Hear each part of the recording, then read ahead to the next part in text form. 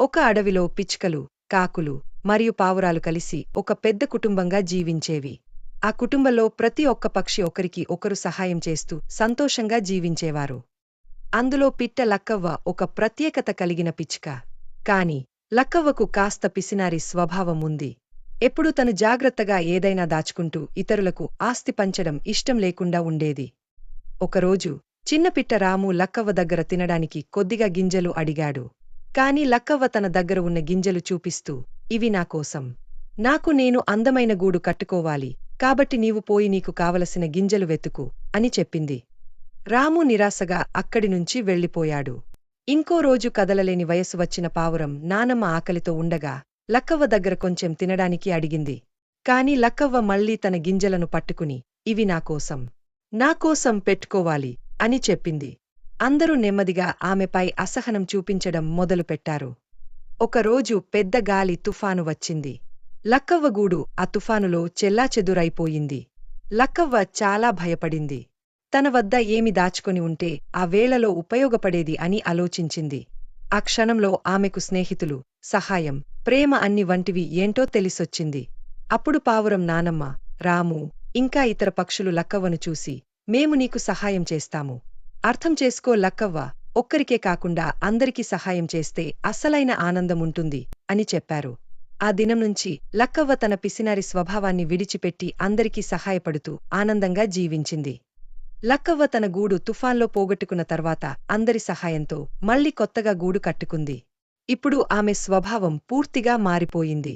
ఇక ముందు తన దగ్గర ఏదైనా ఉంటే ఇతరులతో పంచుకునేందుకు సంతోషంగా ముందుకు వస్తూ ఆనందంగా జీవించసాగింది.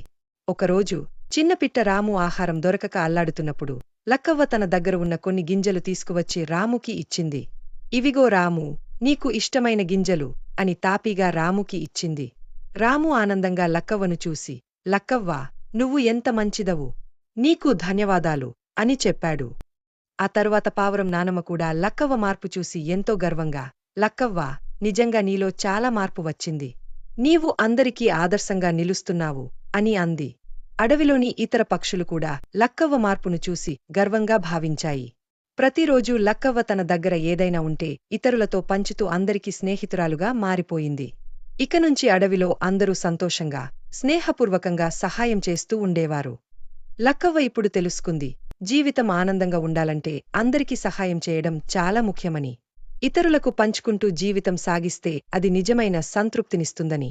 లక్కవ్వ మార్పు చూసిన అడవిలోని ఇతర పక్షులు కూడా తనను ఆదర్శంగా తీసుకున్నాయి. అందరి మధ్య సహకారం, స్నేహం పెరుగుతూ ఒకరికి ఒకరు సహాయం చేయాలనే స్ఫూర్తి కలిగింది. ఒకరోజు లక్కవ్వ తన స్నేహితులతో కలిసి అడవిలో అంతా పర్యటిస్తూ పల్లె ప్రాంతంలోని పక్షులకు కూడా సహాయం చేయాలనుకుంది. అందరూ కలిసి ఆ ప్రాంతానికి వెళ్లి అక్కడ ఉన్న చిన్న పక్షులకు ఆహారం పంచారు, పాఫాలు చెప్పారు, ఒకరికొకరు ఎలా సహాయం చేయాలో తెలియజేశారు. ఆ రోజు అక్కడ కూడా పక్షులు కొత్త స్నేహితులుగా మారారు. అప్పుడు సంతోషంగా మాట్లాడుతూ, లక్కవ్వా, నీవు చూపించిన మార్గం ద్వారా పక్షులందరికీ గొప్ప సంతోషం కలిగించావు.